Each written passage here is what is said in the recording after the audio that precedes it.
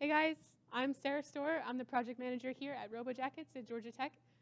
So thank you guys for coming to the TE sessions. Today we'll have safety in first, presented by team 2974 Walton Robotics with Alec, Kiati, and Jacob.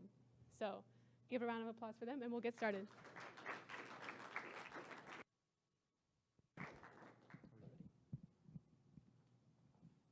All right, good evening, everybody.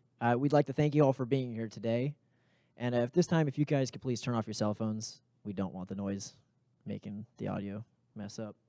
All right, so we're team 2974, Walton Robotics. This is Jacob. He's one of our build leads. And this is Kiati. She is our executive director. I am Alec, and I am the safety director for our team. All right, so first, this is our roadmap for today, everybody. A full list is on the handout I provided for you guys, but just to highlight a few, we're going to cover safety in first, worksite apparel, and then emergency procedures. So, according to the first handbook, first believes that teams who take the lead in developing safety programs and policies have a positive and lasting impact on each team member, mentor, their communities, and their present and future workplaces. First recognizes the teams that demonstrate safety throughout their programs and are truly committed to developing and nurturing safety culture. Okay, so that's a lot of words. Who can tell me what are some of the main ideas from that quote? Yes? Okay, that's a good one. Does anyone have any other ideas? No? All right, so the things that we took from this quote as the most important were the fact that it said lasting impact, all right? Because if you're safe just for robotics and not other places, you don't really understand what safety is. You're just kind of going with the flow. And then the other thing we like to point out is safety culture. Safety culture. Safety is not just something you practice at the build site. It's not just something you practice when you're driving or any other place. It's all the time, 24/7. In order to help you develop a culture of safety, FIRST has provided a safety manual on their website. The 28-page document is full of guidelines that you and your team can reference when determining what safety means to your team. We are not going to be reading it to you today, but we highly encourage having a few students on your team becoming familiar with the document. All right, so in order to further the development of teams' safety cultures, FIRST has partnered with Uline in order to create an online 30-minute course free of charge. That is called the Safety Ambassador Training, all right? It's pretty interesting and useful. It goes through fundamentals of safety, how to prevent certain kinds of injuries, and it's also hosted by Bill Nye, so it's also pretty entertaining. We highly recommend that some of your team members complete this course. On our team, we have a group of students called the Safety Squad, and this is required training to be on that team. So, one of the things FIRST does to encourage safety culture every year is they always have this thing called the FIRST Safety Video Challenge. And this is when they take a video submitted by an FRC team, and they'll display it, if it's the winner, at events to demonstrate what safety culture should be like. Last year's winner was FRC team number 113, or Team Burt. So we're going to take a moment and look at what their video was.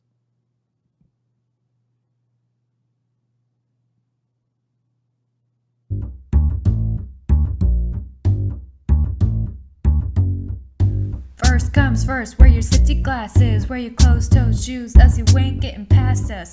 Can't be in the hoodie business, gotta tie the hair down as if you wanna keep it. You can have a safe time like this, if you drop it, pick it up just like this. What? Couple screws and some ties, all those chips, that's a risk. Something worth an extra second in the pits, yeah. Tech inspector straight, never waste that. No running while you're trying to get to a match. Bring the bot in, give me space, man. Batteries charging, you should watch that. Working safety with your robot.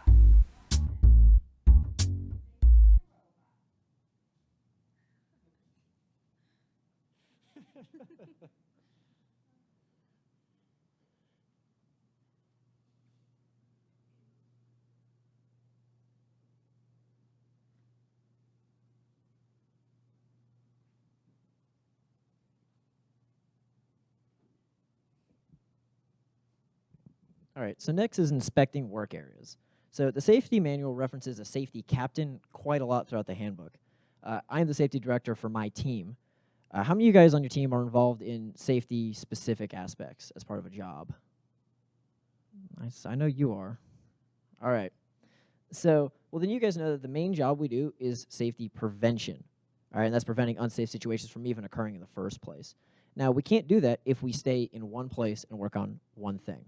As safety captain or safety director, your job should be to walk around the build site, make sure all aspects of the build site are safe, not just what you're doing right in front of you right at that moment.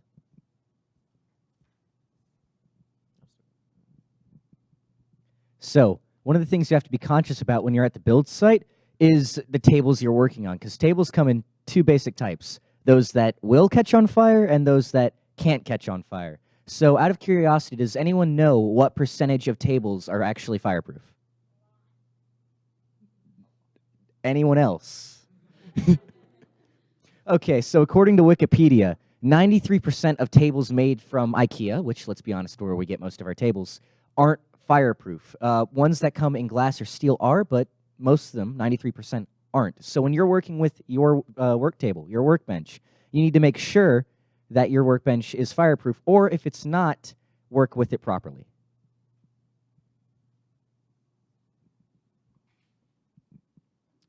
Okay, so here is a perfect example of daisy chaining. It's when you plug in multiple power strips into one another. Now, this seems like a really smart idea, right? Actually, it's not. This can result in some pretty bad results. So here's what happened from a daisy chain. As you can see, the electrical outlet completely blew out. This is also a fire hazard, which we will get to later. All right, so once your team has developed a safety culture, your team has a chance to win safety awards at competition. All right, this is huge because competitions are loud, chaotic, and very, very crowded. For those of you who attended competition, am I missing anything? Exactly. They're also a lot of fun. Because of all these added variables, safety is huge at competitions. All right, so in order to help promote a good safety culture and safety in the pits, First has created the U-Line Safety Award. All right, is awarded to 3 teams per competition for exemplary safety practices and standards. Your team also gets some pretty cool lapel pins, which I'm going to pass around so you can see them. Just make sure it gets all the way up. Slide. For those of you who attended competition before and were in the pits, you probably recognize this form. This is the highlighting safety form. It's used to fill out team number, best safety culture, all that kind of stuff, so that First can gather information on other teams' safety culture.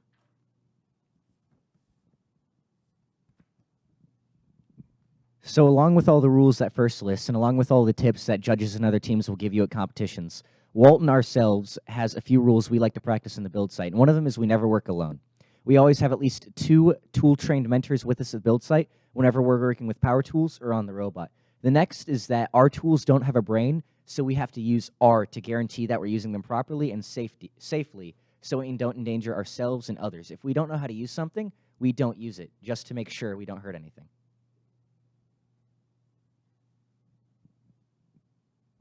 All right, so who can tell me what PPE stands for? Exactly, personal protective equipment. So the most common kind of personal protective equipment you'll see are safety glasses, all right? So can I ask, how does your team do safety glasses? Do you show up to the build site and there's just a bucket of them? Are you responsible for bringing your own? How does your team do that?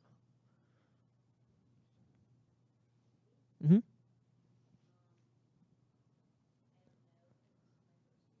Okay. Who knows how their team does safety glasses? Y'all responsible? Okay. Anybody else?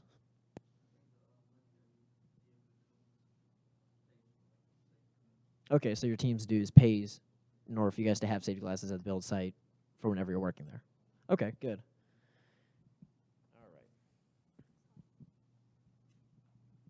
Now it should be noted that not all safety glasses are created equal. Some of them work, but another pair, like science goggles, are great when you're working at a chemistry table, but completely unnecessary when you're working at a build site.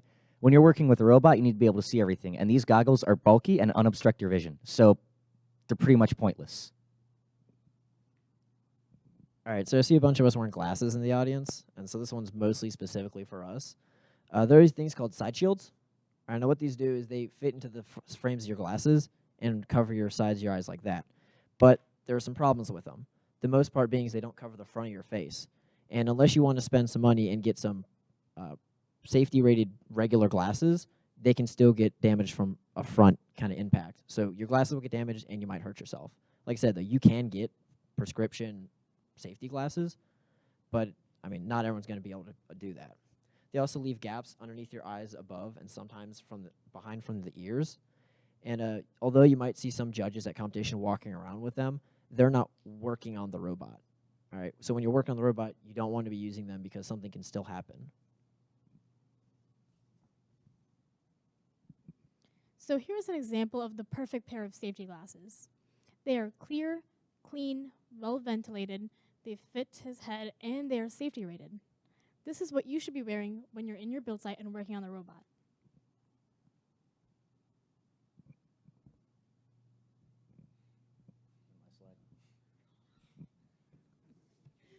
Sorry about that.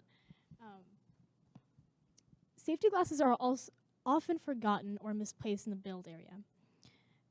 These problems occur quite frequently, but they are not hard to fix.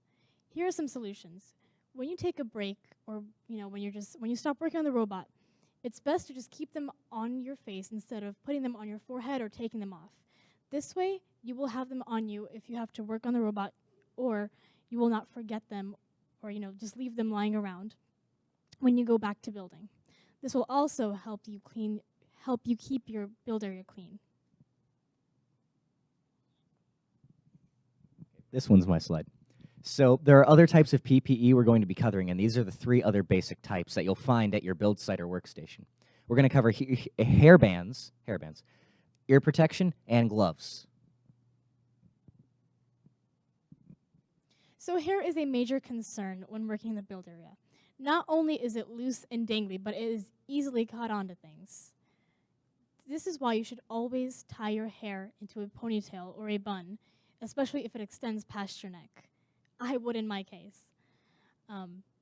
If your ponytail still extends past your neck, then you should definitely tie a bun. All right, so now we get to hearing protection. For the most part, this one is relatively simple. If it's loud, it'll hurt your hearing. All right, so the average conversation is at 60 decibels. All right, a rock concert is about 100 decibels. Audio levels of 90 decibels or greater will permanently damage your hearing. So, for example, if I'm using a power tool, I don't need hearing protection because they're not 90 decibels. However, if I was using, say, a chop saw or any other tool with a large radial spinning motion, I would require hearing protection in order to be able to use that tool. The last are my personal favorite, and this is gloves. Gloves are great when you're working with hot metal because they are heat resistant, and this does protect your hands. They also stop things like little shards of metal from embedding themselves into your skin, which, trust me, does hurt. However, there is some times where you don't want to use gloves. And this is mainly when you're getting in close with a tool, because it's very possible for gloves, given that they make you less situationally aware, to get caught on certain tools, say a rotating bandsaw or a grinder.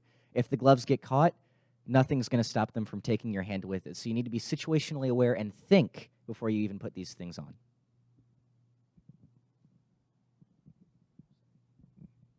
So earlier we had a good man on our team, Robert, one of our drivers, demonstrating safety glasses. And here we have him at competition. As you can see, Robert's hair is perfectly short and safe. It doesn't go past his shoulders. He's wearing safety glasses that properly cover his eyes, the ones you saw earlier in the slide. He also has a nice, not loose-fitting shirt. That's very important. Your shirt can't be loose-fitting. His jeans go all the way down to his ankles, and he's wearing closed-toed shoes. All right, so the most common thing that we wear are shoes. So all footwear has to meet certain requirements in order to be able to use in the build site. All right, the kind of general rule that we use is that it can only have one hole for your foot.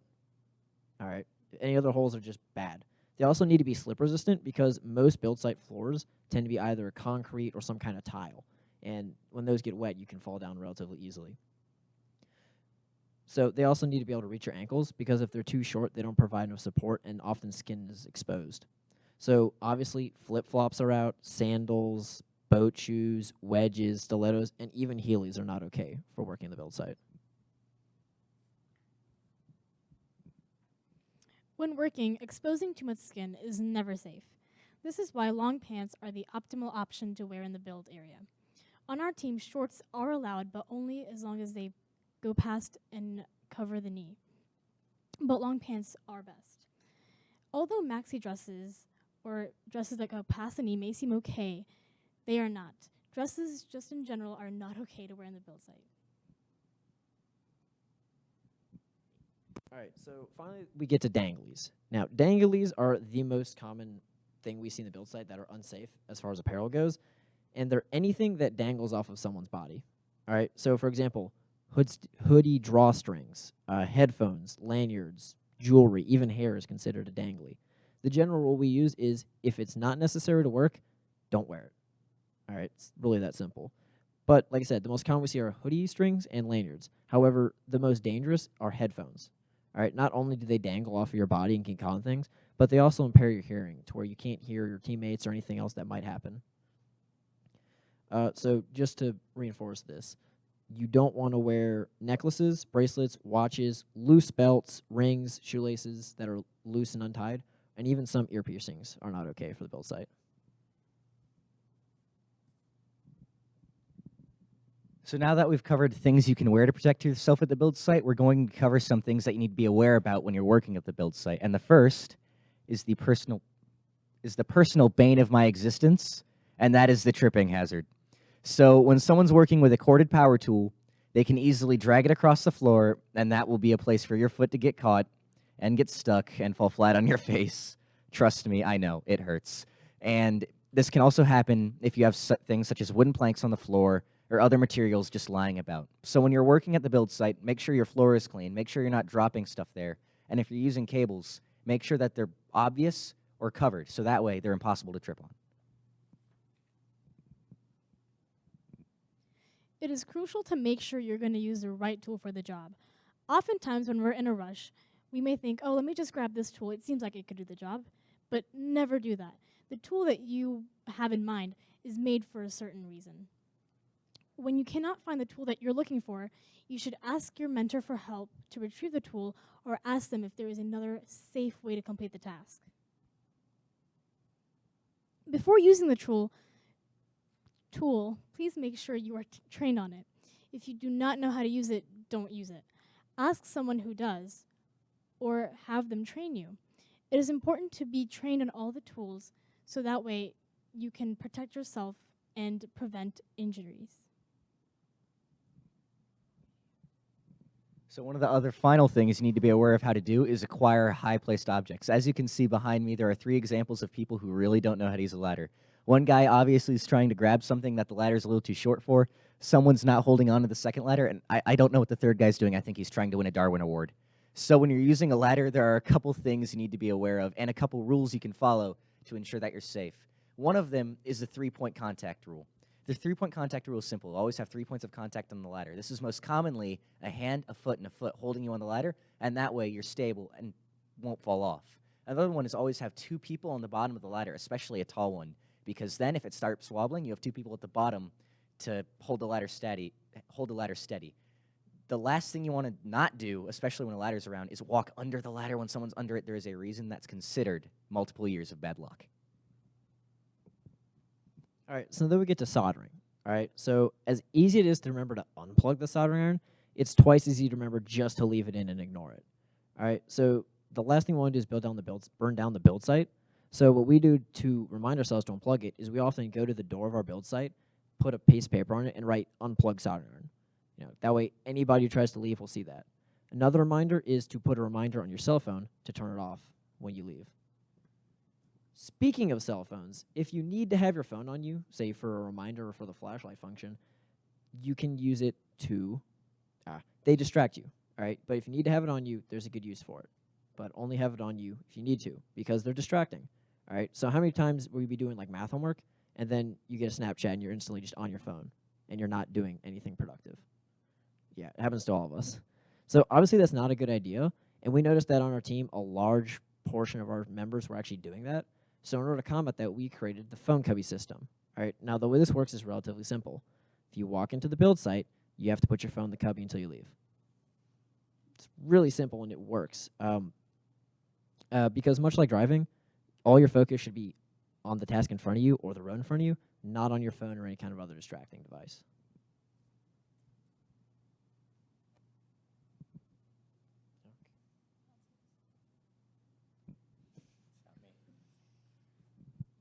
So apparently I have clean workspaces. So when you're at the build site, one of the important things you want to do is have the workspace clean. Because I know it's very tempting when you're using a power tool, say a drill, you're done using it, you're just like, oh, I may need this later, let me leave it right here on the table. You put it down, you walk away, you come back, and a freshman has bumped into the table and knocked the drill on the floor. Freshman, why have you done that? Well, it's because the build site wasn't clean. When you're working in the build site, to keep it perfectly safe, you want it clean. You want all the tools put away where they're supposed to go, because not only does it keep it safe, but it also makes it very easy to find the tools. As you can see on our tables back there, we actually have them all labeled. Each one is a different drawer, and each drawer has a different labeling. Some of the top drawers are for stuff like bits, while the bottom drawers are for stuff like hammers. This way, when we put everything back, we know where it is, and our build site in the back of the site is safe. Gotta stop handing the microphone to you. The final thing we have to worry about when working in a build site is probably the one we're almost focused on, and that is the robot. The robots we build, whether it be an FRC or FTC, comes to no surprise to anyone, is that they can hurt you. So you need to be cautious when working with them, and there are two ways to be cautious. One is designing the robot. A robot, when you design it firsthand, can have sharp edges if you're using just stock, or they can have open things like belt drives or wheels or gear chains that your fingers could get caught in. So it's best to design a robot with these things in mind. For example, for those sharp edges, considering making a fillet, filing them down, getting them a bit rounded with a file or a grinder, and that way it's a nice smooth edge. Another thing you could do is putting a shroud or a cover or a protection shroud onto the gear trains or wheels, and that way you can't actually get at the moving part without purposefully removing the shroud or protection. My bad. One of the things you can do for working on the robot is always have the e-stop nearby. When it's ready, it always has the potential to move, because it has a program inside it that if this program, say, detects an input from a sensor, it could force one of the parts from the robot to move. Therefore, if the robot is on, if the robot has power, it has the potential to move, and you need to be aware of this. Also, when working on a powered robot, don't touch any moving parts like wheels or gear trains, because again, your fingers will get caught, and it will hurt. I know. It's not fun. So when you're working, always pay attention. For stuff like op checking the bot in the pit, where you're going to have the robot on and running, because you need to know the robot operates, right? Have as few people as you can in the pit. That way, you're not exposing any extra people, and the pit isn't too cluttered.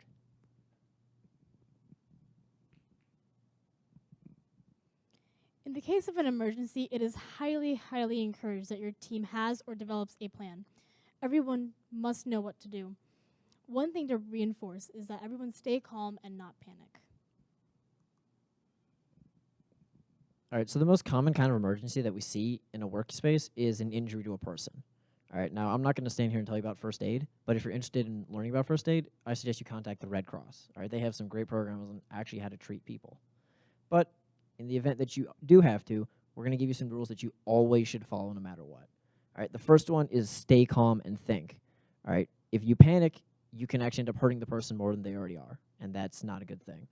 The second one is you want to make sure the site of the injury is safe, because if someone got hurt and then you just rush in, there's a chance you could get hurt as well, and then you have two hurt people, and that's not good. The next thing is you always want to make sure you protect yourself, so through checking the scene as well as wearing gloves or any other kind of PPE when treating somebody. And another thing is you always want to ask for permission before you treat somebody. There might be some instances where some people just don't want treatment.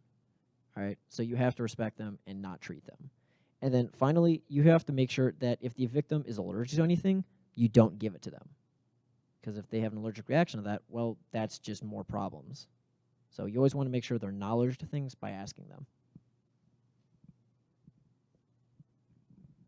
Another one of the more rare emergencies you're going to come across is a fire in the build site. And if you have a fire in the build site, it's probably because you bought one of the 93% of tables we told you not to buy earlier.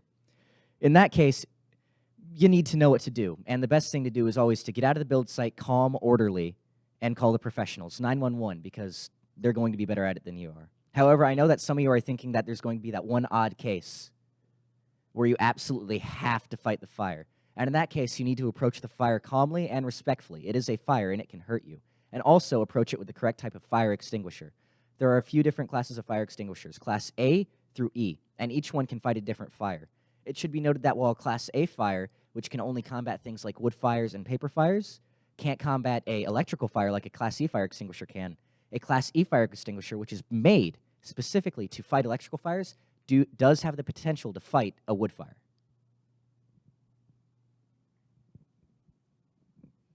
Another rare case of emergency, flooding. So if water is excessively leaking from the roof or a water pipe bursts, you should evacuate the build site immediately.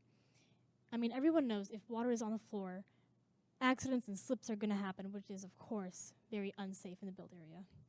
So if this does occur, evacuate your build site and call for help immediately. The last type of emergency we're going to cover is a power outage. And a power outage is very simple. It's when you run out of power. It's when the power goes out, hence the name. And when a power outage goes out, a very obvious thing is going to happen. Your lights are going to turn off, so you can't see what you're working on. So when a power outage happens, the best thing to do is to just go away from the build site. Power will be back on in a little bit.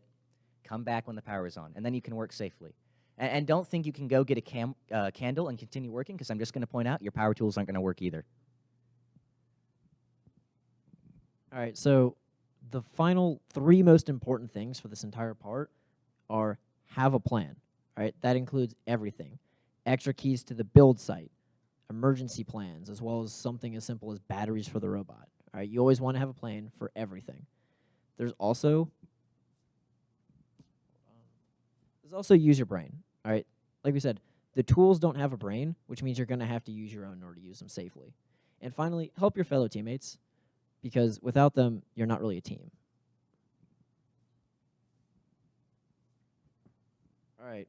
If you have any comments or questions about this presentation or even anything that you think we could improve on, this is the email address you guys can contact us at. It's also on the bottom of your handout.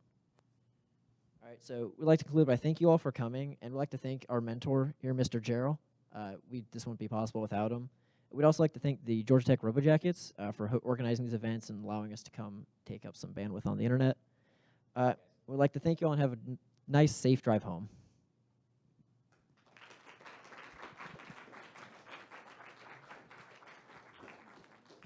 So thank you to Walton Robotics for presenting today. This session was a little bit short. A lot of schools this week are on fall break, so is Georgia Tech. So I hope you all enjoy the rest of your night, and thank you guys for coming.